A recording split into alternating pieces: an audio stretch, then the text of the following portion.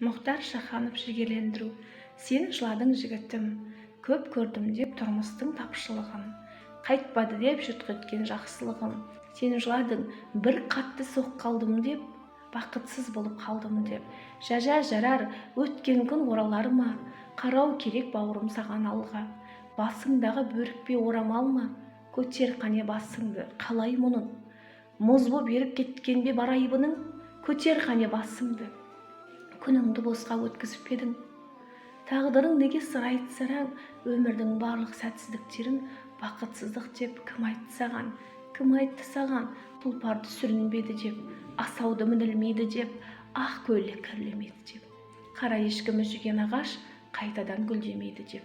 Кім айтты саған, жұрттың бәрі мейірбан арайлы деп, жұрттың бәрі шындықты қалайды деп, бекті ардақтайды, асылды қорлатпайды деп. Қиналып бекер алаңдадың-ау, ойыңды шығар өріске, өзің-ақ айтшы, ғаламда мынау жетудің бәрі жеңіс пе? Жігітке арман жеткізіп беді, өз сорын өзі жеңбесе, өмірдің барлық сәтсіздіктері бақытсыздық емес ендеше.